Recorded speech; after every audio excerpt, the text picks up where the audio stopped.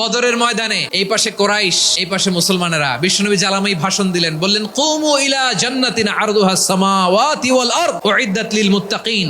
ও আমার সাহাবারা, ওই জান্নাতের দিকে ছোট, যে জান্নাত আকাশ জমিন বিস্তৃত। তোমরা দেখতে পাচ্ছ এটা বদরের ময়দান না, এটা আল্লাহর জান্নাত। আওয়াজ করে পড়েন আল্লাহু আকবার। বিশ্বনবী বললেন ছোট ওই জান্নাতের দিকে, যে জান্নাতের বিস্তৃতি আকাশ জমিন বিস্তৃত।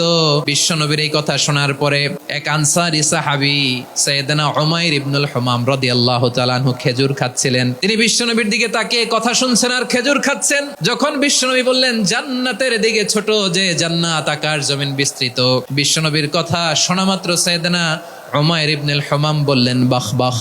কি বললেন? বাহ বাহ, মানে চমৎকার, মাশাআল্লাহ, চমৎকার। আমরা ইদানিং কালে চমৎকার কিছু দেখলে ইংরেজিতে বলে ফেলি না ওয়াও ওয়াও, বাহ বাহ, মাশাআল্লাহ। বিশ্বনবী বললেন মা ইয়াহমিলুকা আলা কওলিকা বাহ বাহ ইয়া উমাইর। ও উমাইর, আমার এই কথা শুনে তুমি কেন বললা বাহ বাহ, চমৎকার চমৎকার কেন বললা? সাইয়েদনা উমাইর ইবনে হুমাম রাদিয়াল্লাহু তাআলা আনহু বললেন, ইয়া রাসূলুল্লাহ, আপনার এই কথা শুনে আমি বড্ড খুশি হয়েছি, আর আমি প্রত্যাশা করছি আমি যদি ওই জান্নাতের মালিক হতে পারি তাহলে কতই না ভালো হতো। সুবহানাল্লাহ বলেন। শুনেই বললেন ছোট ওই জান্নাতের দিকে, যে জান্নাত আকাশ জমিন বিস্তৃত।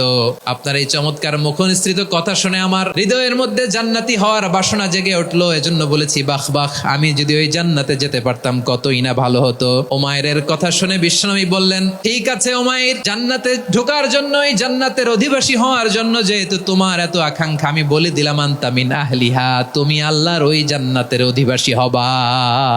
যাও উমাইর, তুমি ওই জান্নাতের অধিবাসী, ওই জান্নাতে তুমি ঢুকবা, তুমি জান্নাতি। তার মানে সহজ কথায় তুমি জান্নাতি। সুবহানাল্লাহ বলেন। যখনই বিশ্বনবী বললেন জান্নাতি, সাইয়েদনা উমাইর রাদিয়াল্লাহু তাআলা আনহু খেজুর খাচ্ছিলেন আর মনে মনে ভাবে, বিশ্বনবী যখন ওয়ারেন্টি দিয়েছে, বিশ্বনবী যখন গ্যারান্টি দিয়েছে আমি জান্নাতে যাব, তাহলে হাতে তো এখনো 3টা খেজুর বাকি। এই 3টা খেজুর যদি খাই তাহলে জান্নাতে ঢুকতে দেরি হয়ে যাবে।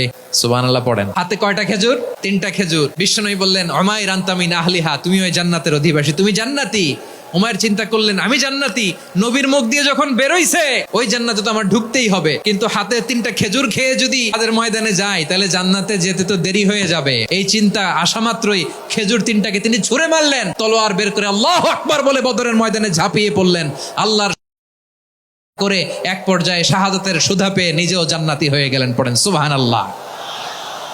আমরা দুনিয়ার বুকে আমরা হয়েছি দুনিয়ার পাগল, ক্ষমতার পাগল, সম্পদের পাগল, খ্যাতির পাগল। বিশ্বনবী তার সাহাবাদেরকে বানিয়েছিলেন জান্নাতের পাগল। পড়েন সুবহানাল্লাহ। ওই জান্নাতে আমরা যেতে চাই কি চাই না? একা না সবাই মিলে? একা না সবাই?